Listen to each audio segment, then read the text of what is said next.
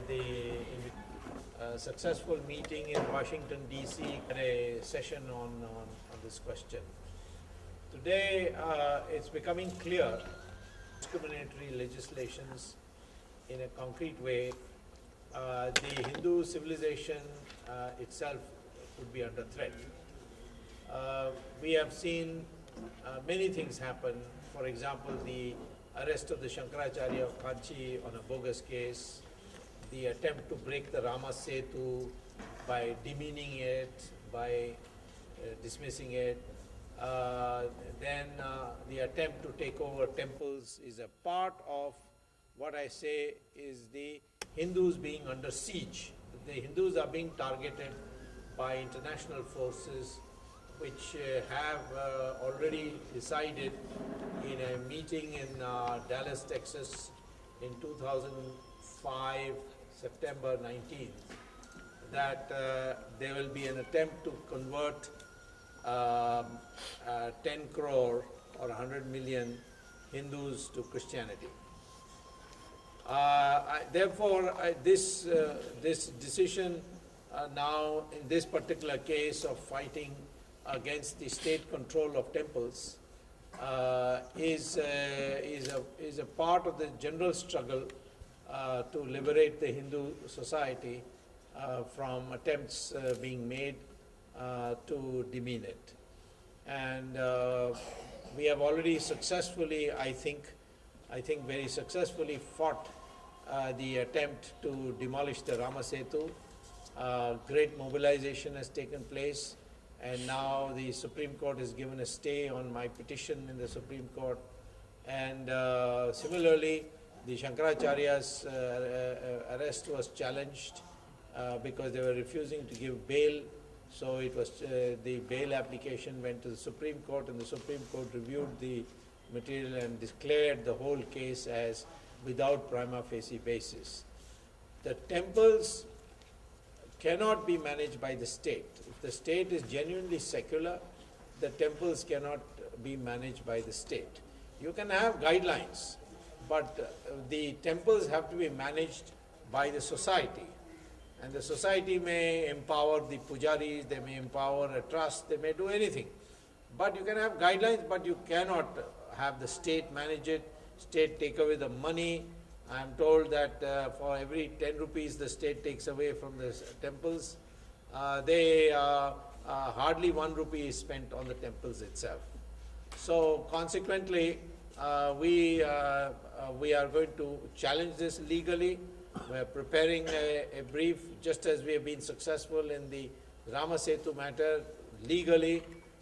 Here too, we are planning to do so. Accidentally, about a week ago, I met the Chief Minister of Andhra Pradesh, Mr.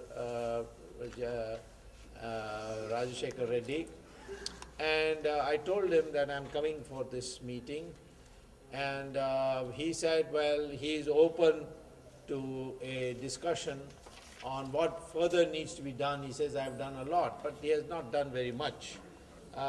He backed down on the handing out the 2 or 3 hills of Tirupati. Beyond that, he has done nothing.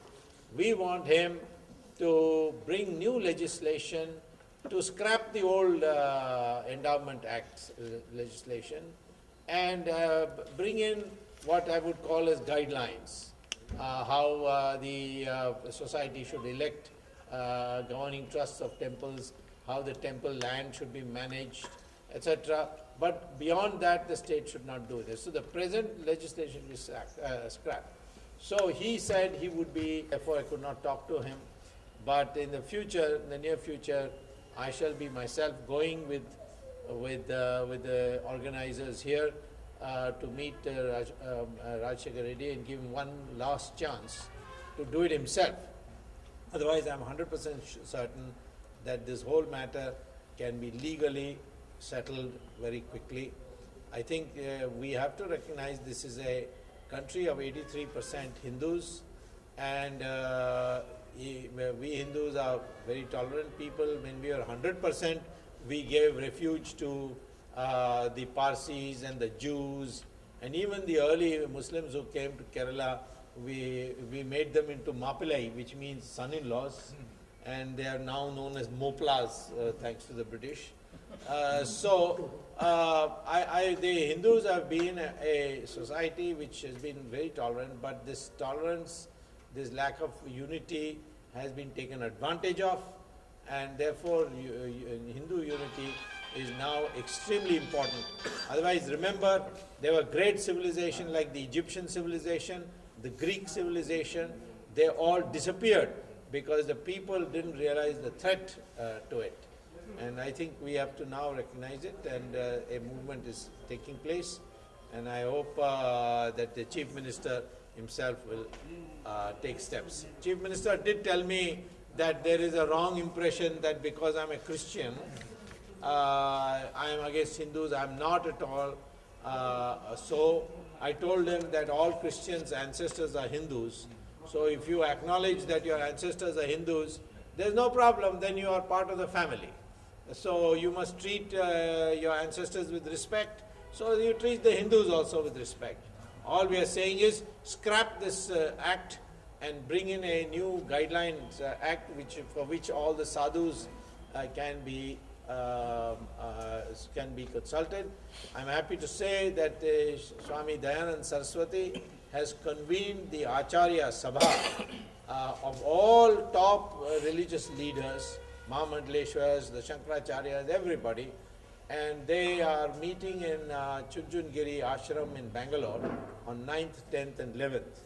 And this will be one of the items for agenda, a national struggle against the Hindu Religious Endowment Acts in all states, but Andhra Pradesh, because the people here have made already considerable progress, I think we will make Andhra a test case, and if the Chief Minister does not or voluntarily scrap it, we will definitely take it up both legally and we will agitate like we have done in the Ramasetu case. That's sufficient.